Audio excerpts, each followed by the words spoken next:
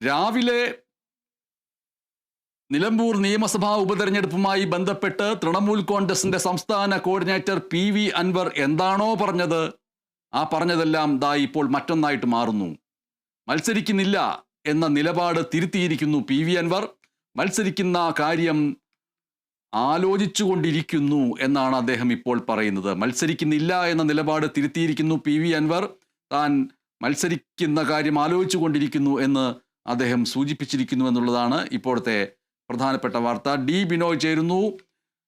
D Binoy, രാവിലെ പറഞ്ഞതിൽ നിന്ന് നേരെ വിപരീതമായിട്ടുള്ള കാര്യം സൂചിപ്പിക്കുന്നു. മത്സരിക്കുന്ന കാര്യം പരിഗണനയിലാണ്, ആലോചിച്ചു കൊണ്ടിരിക്കുന്നു. പ്രവർത്തകർ, പ്രിയപ്പെട്ട അൻവർ, ഞങ്ങൾ കൂടെയുണ്ട്, ഞങ്ങൾ പണം തരാം, പൈസ ഇല്ല എന്ന പേരിൽ ദുഃഖിക്കേണ്ട, നയാ പൈസ ഇല്ല എന്നൊന്നും പറഞ്ഞു നടക്കല്ലേ, ഞങ്ങളുടെ കയ്യിൽ പൈസ ഉണ്ട്, ഞങ്ങളുടെ പൈസ, ജനങ്ങളുടെ പൈസ, പ്രവർത്തകരുടെ പൈസ, അങ്ങയെ സ്നേഹിക്കുന്നവരുടെ പൈസ, പിണറായിത്തെ തോൽപ്പിക്കാൻ ആഗ്രഹിക്കുന്ന അങ്ങയുടെ മനസാക്ഷിക്കൊപ്പം ഞങ്ങൾ ഞങ്ങളുടെ ഹൃദയത്തിൻ്റെ നിധികൾ അങ്ങോട്ട് സംഭാവനയായിട്ട് തരാം, അങ്ങ് മത്സരിക്കൂ എന്ന് പറഞ്ഞുകൊണ്ട് വരുന്നു എന്നതാണ് പി.വി. അൻവർ പറഞ്ഞതിൻ്റെ രത്ന ചുരുക്കം.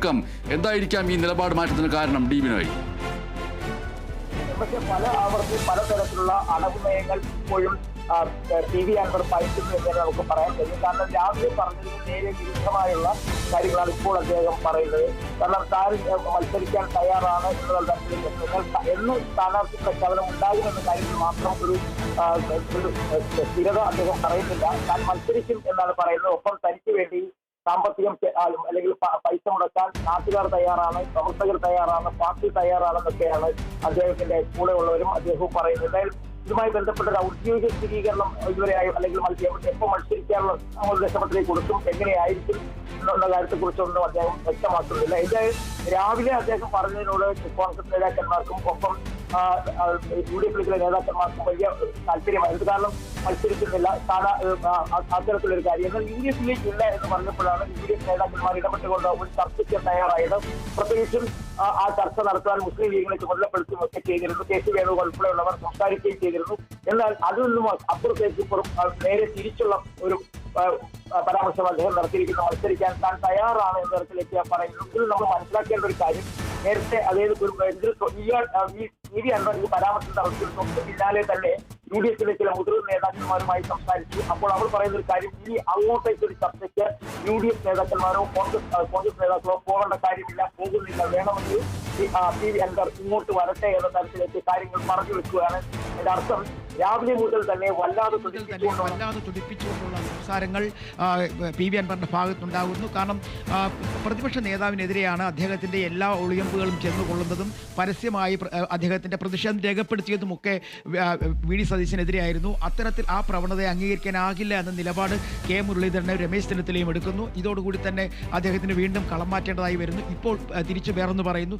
ഇതിന്റെ അർത്ഥം എല്ലാം ഒരു കൃത്യമായ ഒരു നയപരമായ തീരുമാനം എടുക്കുന്നതിന് പകരം ഒരു അടവ് നയം, അതാണ് യു.ഡി.എഫിലേക്ക് എങ്ങനെ കടന്നു വരണം, എങ്ങനെ എത്തണം എന്നുള്ള കാര്യത്തിൽ ഒരു ധാരണയും ഇല്ലാതെ അദ്ദേഹം നടത്തുന്ന ചില നീക്കങ്ങളാണെന്ന് വേണമെങ്കിൽ നമുക്ക് പറയാൻ കഴിയും. കാരണം രാവിലെ മുതൽ തന്നെ ലീഗ് നേതാക്കന്മാർ പി.വി. അൻവറുമായിട്ട് ചില ചർച്ചകളൊക്കെ നടത്തിയിരുന്നു. അനൗദ്യോഗികമായുള്ള ചില ചർച്ചകളാണ് നടത്തിയത്. അപ്പോഴും അവർ നൽകിയ വാക്ക് കൃത്യമായും അസോസിയേറ്റ് മെമ്പറായിട്ട് താങ്കൾക്ക് തുടരാൻ കഴിയും. ജൂൺ 2-ന് ഇതുമായി ബന്ധപ്പെട്ട ഒരു യു.ഡി.എഫ് യോഗം ചേരുന്നുണ്ട്. ഐക്യജനാധിപത്യത്തിനുള്ള യോഗം മലപ്പുറത്ത് തന്നെ ചേരുന്നുണ്ട്. അന്നിൻ്റെ ഇതുമായി ബന്ധപ്പെട്ട പ്രഖ്യാപനം ഉണ്ടാകും എന്നൊക്കെ ലീഗ് നേതാക്കന്മാർ പി.വി. അൻവറിനെ അറിയിച്ചതാണ്. ആ നിലപാടും വ്യക്തമാക്കുകയും ചെയ്തു. അതിന് തൊട്ട് പിന്നാലെയാണ് ഇപ്പോൾ അടുത്ത മലക്കമറിച്ചിൽ എന്ന് വേണമെങ്കിൽ പറയാം.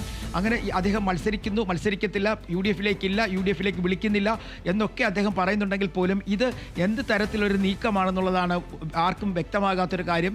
കാരണം അദ്ദേഹത്തിന് ഇനി എൽ.ഡി.എഫിലേക്ക് പോകാനോ എൽ.ഡി.എഫിലെ ഏതെങ്കിലും പാർട്ടിക്കൊപ്പം ചേരാനോ കഴിയില്ല. അത്രയധികം തന്നെ അകന്നു കഴിഞ്ഞു എൽ.ഡി.എഫുമായിട്ട്.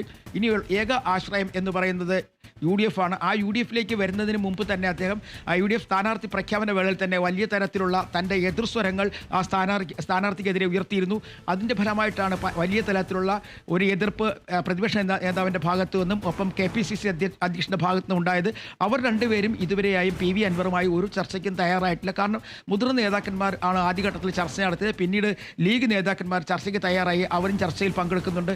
ഇന്ന് ഉച്ചവരെയും ലീഗ് നേതാക്കന്മാർ പി.വി. അൻവറുമായി സംസാരിച്ചു. സംസാരിച്ചിരുന്നു, കൃത്യമായി കാര്യങ്ങൾ പറഞ്ഞിരുന്നു, എപ്പോൾ വേണമെങ്കിലും UDF-ലേക്ക് വരാം. പക്ഷേ UDF ഘടകകക്ഷിയാക്കില്ല, പകരം അസോസിയേറ്റ് മെമ്പറായി RMP തുടരുന്നത് പോലെ തന്നെ ഇവർക്കും തുടരാനാകും എന്ന തരത്തിലൊക്കെ കാര്യങ്ങൾ പറഞ്ഞിരുന്നു. അതിന് തൊട്ട് പിന്നാലെയാണ് PV അൻവർ ഇപ്പോൾ മത്സരിക്കാൻ തയ്യാറാണ് എന്ന് വെളിപ്പെടുത്തിയിരിക്കുന്നത്. മാത്രമല്ല അദ്ദേഹത്തിനൊപ്പം നാട്ടുകാരുണ്ട്, അണികളുണ്ട്, സുഹൃത്തുക്കളുണ്ട്, പാർട്ടിയുണ്ട്, അവരെല്ലാം തന്നെ സാമ്പത്തികമായി തന്നെ സഹായിക്കും എന്നും പറയുന്നു. രാവിലെ അദ്ദേഹം പറഞ്ഞത് മത്സരിക്കാൻ താനില്ല, തൻ്റെ കയ്യിൽ ഒരു പൈസ പോലുമില്ല, 100 രൂപ പോലും എടുക്കാൻ കഴിയാത്ത സാഹചര്യം, അത്രയധികം സാമ്പത്തിക ബുദ്ധിമുട്ടാണ്, LDF UDF ചേർന്ന് തന്നെ തകർത്ത് കളഞ്ഞു എന്നൊക്കെ അദ്ദേഹം പറഞ്ഞിരുന്നു. എന്നാൽ അതിൽ നിന്നെല്ലാം വിരുദ്ധമായി ഇപ്പോൾ നാട്ടുകാർ അയാളെ സഹായിക്കാമെന്ന് പറയുന്നു, സുഹൃത്തുക്കളെ സഹായിക്കാമെന്ന് പറയുന്നു. അങ്ങനെയാണെങ്കിൽ ഞാൻ മത്സര രംഗത്തേക്ക് ഉണ്ടാകും, എപ്പോൾ സ്ഥാനാർത്ഥി പ്രഖ്യാപനം എന്ന കാര്യത്തിൽ മാത്രമാണ് ഇനി അവശേഷിക്കുന്ന കാര്യങ്ങളെന്നും അദ്ദേഹം പറഞ്ഞു വെക്കുന്നത്. എന്തായാലും വലിയ തരത്തിലുള്ള വാഗ്വാദങ്ങളാണ് ഇപ്പോൾ PV അൻവറിൻ്റെ ഭാഗത്ത് നിന്ന് ഓരോ മണിക്കൂറിലും പുറത്തേക്ക് വന്നുകൊണ്ടിരിക്കുന്നത്. അതുകൊണ്ട് തന്നെയാണ് UDF ഒരു തീരുമാനത്തിലേക്ക് എത്തിച്ചേർന്നിരിക്കുന്നു.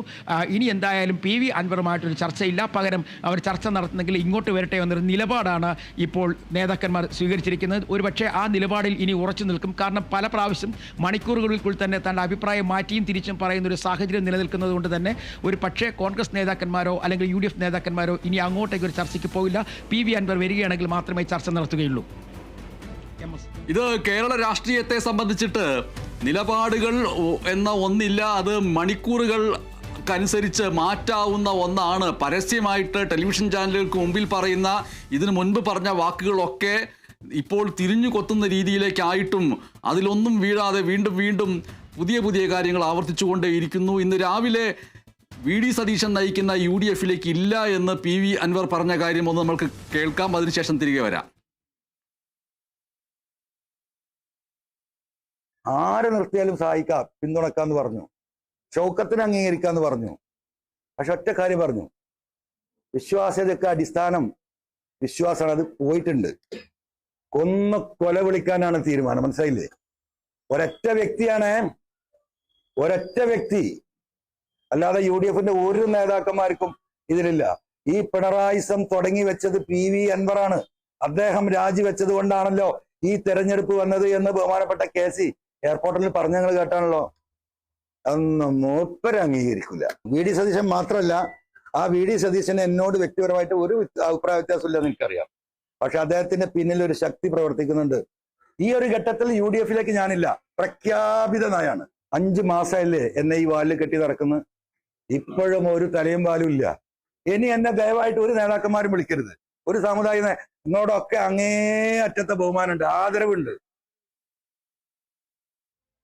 ബിനോയ്, ഇനി PV അൻവറിൻ്റെ വാക്കുകൾക്ക് പിറകെ മാധ്യമപ്രവർത്തകർ പോകുന്നത് നിലമ്പൂർ നിയമസഭാ ഉപതെരഞ്ഞെടുപ്പ് ഏകപക്ഷീയമായിട്ടുള്ള LDF UDF പ്രചാരണങ്ങളിലൂടെ പോകുമ്പോൾ അതിനേക്കാൾ ഉപരിയായിട്ട് ഒരു വലിയ ഒരു തല ഉയർത്തിപ്പിടിച്ച് നിൽക്കുന്ന ഒരാളുടെ സംഭാഷണം, അത് ഏത് നിമിഷവും LDF-നും UDF-നും എതിരെ തിരിയാം, ആ രീതിയിൽ അതിനൊരു ഡയലോഗ് വാല്യൂ ഉണ്ട് എന്നതുകൊണ്ട് മാത്രമായി തീരുന്ന അവസ്ഥയിലേക്ക് എത്തിച്ചേരുമോ?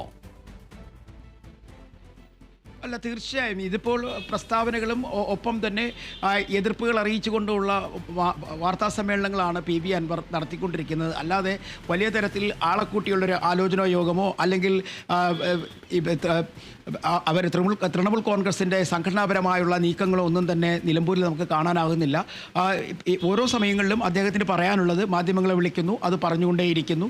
അതിന് മറുപടി പറയാൻ, അതാണ് ഇതിൽ രസകരമായ കാര്യം, അതിന് മറുപടി പറയേണ്ട, മറുപടി നൽകണ്ട എന്നുള്ള തീരുമാനമാണ് UDF നേതാക്കൾക്ക് AICC-യിൽ നൽകിയിരിക്കുന്നത്. എത്ര പ്രകോപനപരമായ വാക്കുകൾ ഉപയോഗിച്ചാലും അതിനൊന്നും തന്നെ മറുപടി നൽകേണ്ട ഒരു സാഹചര്യം നിലവിലില്ല, മിണ്ടണ്ട എന്നുള്ളത്. അതുകൊണ്ടാണ് പലപ്പോഴും കോൺഗ്രസ് നേതാക്കൾ ഉൾപ്പെടെയുള്ളവർ PV അൻവറുമായി ബന്ധപ്പെട്ട ചോദ്യങ്ങൾ ചോദിക്കുമ്പോൾ അദ്ദേഹത്തിന് വേണ്ടി എല്ലായ്പ്പോഴും UDF-ന്റെ വാതിലുകൾ തുറന്നിട്ടിരിക്കുകയാണ്, വരാം, ഒരു എതിർപ്പും ആരുടെ ഭാഗത്തു നിന്നും ഇല്ല എന്ന് പറയുന്നത്. അവർ ഇപ്പോഴും പറയുന്ന ഒറ്റ കാര്യമേ ഉള്ളൂ, സ്ഥാനാർത്ഥിക്ക് നിരുപാധിക പിന്തുണ, അതാണ് അനിവാര്യമായിട്ടുള്ളത്. എന്നാൽ UDF പ്രവേശനവുമായി ബന്ധപ്പെട്ട കാര്യങ്ങൾ കൂടുതലായി ചർച്ച ചെയ്യാം എന്നുള്ളതാണ്. ശരിക്കും അത് തന്നെയാണ് കോൺഗ്രസ് നേതാക്കളും ആവശ്യപ്പെടുന്നത്. ഈ നിലവിലെ സാഹചര്യത്തിൽ ഒറ്റക്കെട്ടായി നിന്ന് മത്സരിക്കണം, ഒപ്പം ഒരു വിജയം നേടണം. അതാണ് കോൺഗ്രസിൻ്റെയും UDF-ൻ്റെയും നീക്കം.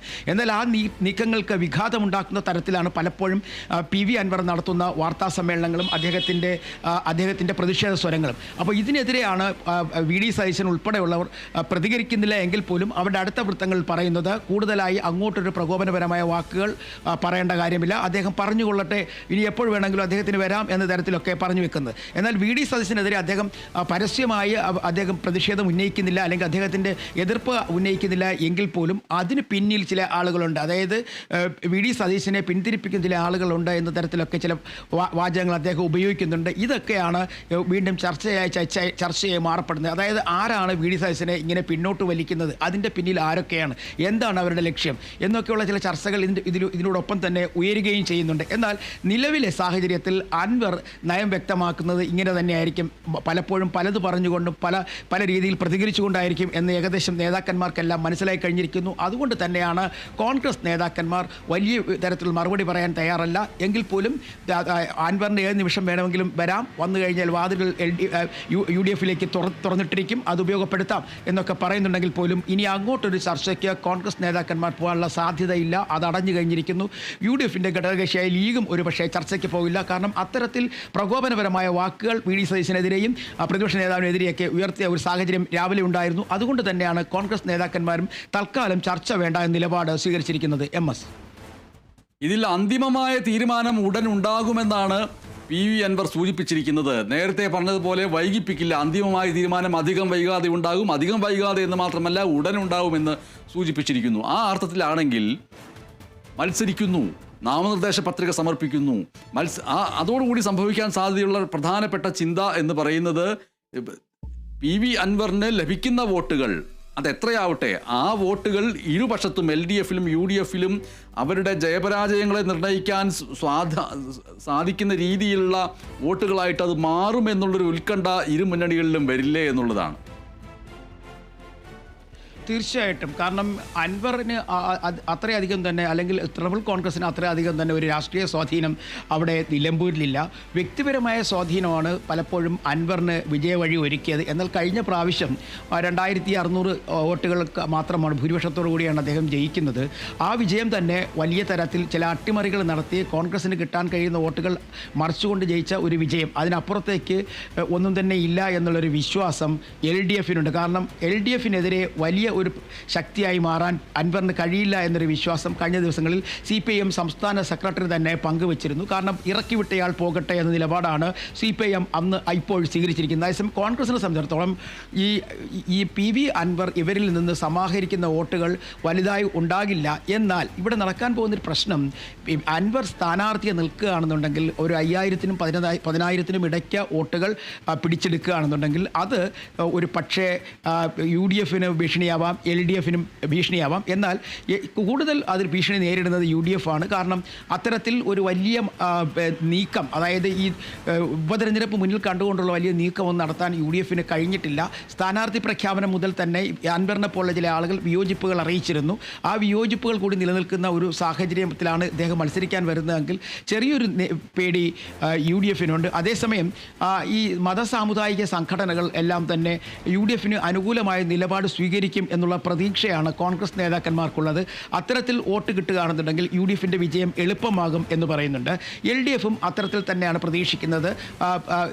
ഇടതു ചിന്താഗതിക്കാർ ഒപ്പം സർക്കാരിൻ്റെ 9 വർഷത്തെ പ്രവർത്തന രീതിയും നേട്ടങ്ങളുമെല്ലാം എടുത്തു പറഞ്ഞുകൊണ്ട് നിലമ്പൂരിലേക്ക് എത്തിക്കഴിയുമ്പോഴേക്കും ഈ PV അൻവറിനെ പോലുള്ള ശക്തികളെ മറികടക്കുവാൻ LDF-ന് കഴിയും എന്നുള്ള പ്രതീക്ഷ CPIM പോലുള്ള രാഷ്ട്രീയ പാർട്ടി നേതാക്കന്മാരും പങ്കുവയ്ക്കുന്നുണ്ട്. കാരണം അത്രയധികം പ്രവർത്തകരുണ്ട് എന്നാണ് CPIM-ന്റെ നേതാക്കൾ പറയുന്നത്. അതുകൊണ്ട് തന്നെ അൻവർ ഒരു ഭീഷണിയല്ല എന്ന് CPIM വാദിക്കുന്നു. അതേസമയം അല്പമെങ്കിലും നേരിയ ഭീഷണി വരേണ്ടത് UDF-നാണ്. പക്ഷേ അവിടെയും പരമ്പരാഗതമായി കോൺഗ്രസ് വോട്ടുകൾ വിള്ളലേൽപ്പിക്കാൻ അൻവറിനെ കൊണ്ടാവില്ല. അഥവാ പിടിച്ചു മാറ്റിയാൽ തന്നെ ചില മതസാമുദായിക സംഘടനകളിൽ നിന്ന് കിട്ടുന്ന ചില ഒരു പിൻബലവും അല്ലാതെ ഇദ്ദേഹത്തോടൊപ്പം കൂടി നിൽക്കുന്ന ചില ആളുകളുടെ വോട്ടും അതിനപ്പുറത്തേക്ക് കാര്യമായൊന്നും തന്നെ UDF-ഉം എന്നാൽ UDF-ന്റെ ചെറിയൊരു ഭീതി ഈ മലയോര മേഖലകളിൽ എന്തുമാത്രം അദ്ദേഹത്തിൻ്റെ ശക്തി UDF-നെതിരെ തിരിയും എന്നുള്ളതാണ് അവരുടെ ഒരു ചെറിയ ഭീതിയായി നിൽക്കുന്ന കാരണം. അതാണ് അവരുടെ എന്തായാലും PV അൻവർ മത്സരിക്കുമോ ഇല്ലയോ എന്നുള്ളത് ഉടൻ തന്നെ അറിയാമെന്നാണ്